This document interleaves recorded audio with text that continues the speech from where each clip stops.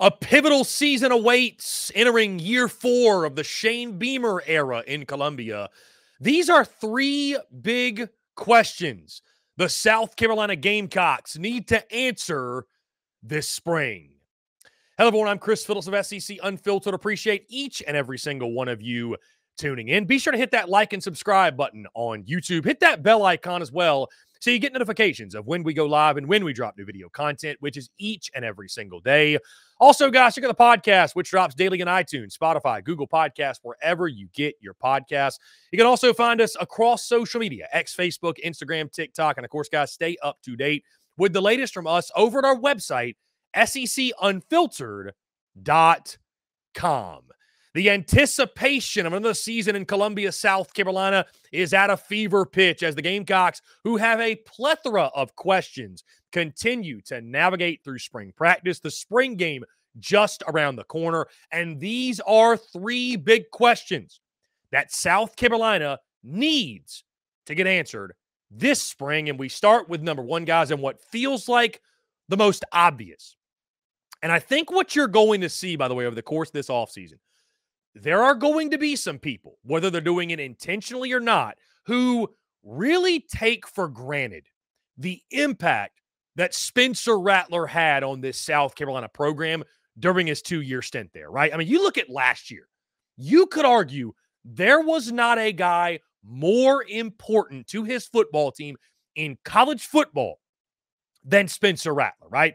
If that team didn't have Spencer Rattler, guys, they probably wouldn't have had a chance to win a single game last year. He was absolutely brilliant for them at times. And so my number 1 question is this: what does life look like after Spencer Rattler? Now, here's the good news, right? You've got Lenoris Sellers waiting in the wings. I would expect he's probably going to take all of the QB1 reps all throughout the spring. And I'll tell you this, guys, I'd be almost surprised if Lenoris Sellers was not named the starter after spring ball concludes, just because I think going into summer, going into fall camp, there's a lot of value in identifying, okay, this is our guy, and allowing him to prepare over the course of the offseason as, hey, I'm QB1, this is my football team. But how does that change the dynamic of the South Carolina offense? Can Lenoris Sellers be as productive as Spencer Rattler was? And when I say be as productive, I don't mean just passing, right? Is he able to match the productivity in his own style? Because as you all know, guys, you look at Lenoris Sellers, this man is a tank, right? Good luck taking him down with one tackler, right? He's going to use his legs. He's going to run the football. He can also throw the football well. But I think, there's a lot of questions surrounding the quarterback position and thus in turn surrounding the offense under Dowell Loggins. How does Dowell Loggins' offense change? How does the scheme change? Do you see more designed quarterback runs? For everything Spencer Rattler was, he wasn't necessarily fleet of foot, right? So having Lenoris Sellers back there, a true dual threat quarterback who can beat you with both his arm and his legs, how does that change the dynamic offensively? How does that benefit the South Carolina offense? Does that present some challenges for Dowell Loggins and the Gamecocks? But what does life look like as a whole after Spencer Rattler and moving on, beginning a new era at the quarterback position? My second big question, guys, is this. There was a lot of chatter and a lot of disagreement with Shane Beamer's decision after the conclusion of the 2023 season that saw South Carolina go 5-7 to retain much maligned defensive coordinator Clayton White. Guys, the Gamecocks defense was flat out miserable in 2023. That being said, you did see some improvement and somewhat almost of a resurgence at the end of the season. And the reason for that, at least one of the reasons we think, some scheme changes. There were some changes made. Give credit where credit's due. They didn't sit on their hands and hope things would change. They made some changes. And so my second big question, something South Carolina absolutely has to get figured out. Do scheme changes from the end of the 2023 season carry over into 2024, right? Primarily in the Clayton White era, you've seen South Carolina be in a 4-2-5 defense. That's what they've operated out of. And for whatever reason, finally, it came to a head last year where that got exposed. I mean, they were getting exposed week in, week out. That really shined through in the loss to Florida, in which the defense really just fell apart late in that game. Florida able to score late and win that football game. They switched to a 3-3-5 at season's end, really at the end of October, right? You first saw it in that game against Texas A&M. You saw some marginal improvements, right? Then over the next couple of weeks, and especially end of season against Kentucky and Clemson, the defense was pretty darn good. Give credit where credit's due. They looked much more like the defense I think most Gamecock fans expected. Are those scheme changes permanent, right? You've also got some new coaches on the defensive side, right? Clayton White's still there, but some pieces have moved. But overall, is that something they take and say, okay, we're rebranding this defense to a 3-3-5. We want to add another linebacker on the field, mix some things up, change some things? Or does South Carolina revert back and say, you know what, the 3-3-5 was a good change at that point. We're going to go back to a 4-2-5. Because, guys, make no mistake, this is a pivotal year, not just for Shane Beamer, but for Clayton White. Certainly Clayton White, because if the Gamecocks defense has another rough year, even if this team wins 6 or 7 games, you got to think there's a pretty good chance you're going to see a new defensive coordinator in Columbia if things do not take a major step forward this year. So the scheme changes. They were great at the end of last season.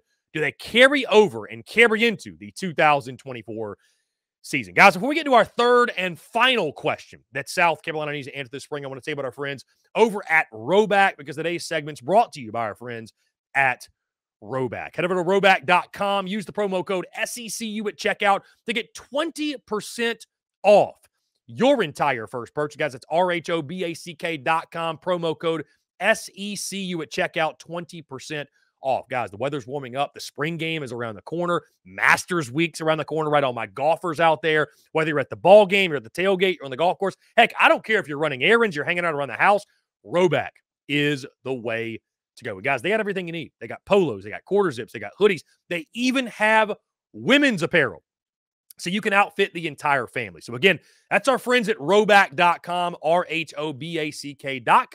Promo code SECU at checkout to get 20% off your entire first purchase. Guys, my third and final big question that South Carolina desperately needs to get answered this spring, by the way. You'll be surprised. It doesn't have to do with the offensive line, although that certainly could be up there. My third and final question is this. Who emerges as South Carolina's top target at the wide receiver position, right? Juice Wells hit the portal, and Xavier Legette is gone to the NFL. And I think last year proved, too, that, you never know in college football, right? Guys can get better. They can emerge. They can break out. Xavier Legette was, a guy who hadn't done much of anything in his career at South Carolina. He turns the next 1,000-yard receiver in Columbia. Is there another 1,000-yard receiver on this roster? But at minimum, who's wide receiver 1? Who's wide receiver 2? Who's wide receiver 3? What does this room look like? Because, guys, South Carolina loses so much from last year with, again, Juice Wells, Xavier Legette, Amarian Brown is gone, DeCaverion Joyner is gone. So many guys who played Omega Blake is gone. So many guys who played big-time roles for South Carolina have departed.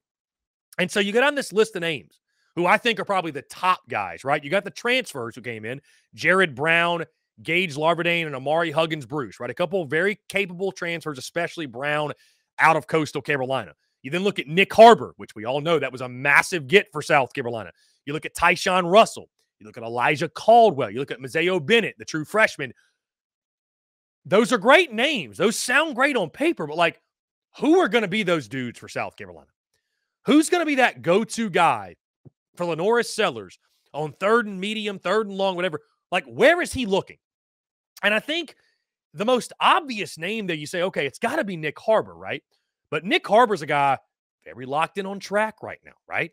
There's talk of him, running in the Olympics and doing this with that and doing and we saw Nick Harbor last year. I mean, he's got the size. He's got great top-end speed. I think there's reason to question his game, though. Can he catch the football consistently? Does he have real football speed where he can get separation, right? He's got all the top-end speed in the world, and he's a physical specimen. South Carolina's coaching staff, their brand-new wide receivers coach, got to figure out the way to get the most out of him. Because if Nick Harbor isn't this team's number one receiver, I don't think that's a great sign, to be totally honest with you, because he's got the most upside of anybody in the room. But again, there's capable bodies. this is where jobs are won, right? During spring ball, guys are separating themselves. You're trying to identify going into kickoff a top 5 or 6 wide receiver rotation. Who are those guys? Because right now, guys, listen, it's going to be ugly for Gamecock fans as you count down to kickoff and the wide receiver room is graded. You look at statistics and who returns. There's not a whole lot of guys with really, really meaningful SEC experience that have done much of anything. Does not mean the room can't be really good. It just means there's a lot of questions and there's a lot of unknowns, right? So who steps up, who emerges? I forgot to mention, by the way, Luke Doty also returns, but I think that might be a sore spot with South Carolina fans, especially if he's in the top 2 or 3 in the rotation. No disrespect meant. But either way, who emerges as the top target on the outside, top pass catcher for most likely Lenore Sellers at the quarterback position? So again, guys, the 3 big questions the Gamecocks need to answer this spring. Number 1, what does life look like after Spencer Rattler, beginning a new era at the quarterback position? Number 2, do scheme changes from the end of 2023 carry over into the 2024 season on the defensive side of the football? And my third and final question, who emerges as the Gamecocks' top target at the wide receiver position? Guys, that's going to do all for me. Appreciate each and every single one of you tuning in. Be sure to hit that like and subscribe button on YouTube. Hit that bell icon as well so you get notifications of when we go live and when we drop new video content. Also, guys, check out the podcast, which drops daily: iTunes, Spotify, Google Podcasts, wherever you get your podcasts. You can also find us on social media, X, Facebook, Instagram, TikTok, and of course, guys, stay up to date with the latest from us over at our website, SECUnfiltered.com. Until next time, guys, I'm Chris Phillips of SEC Unfiltered. Appreciate each and every single one of you tuning in, and we'll catch you on the other side.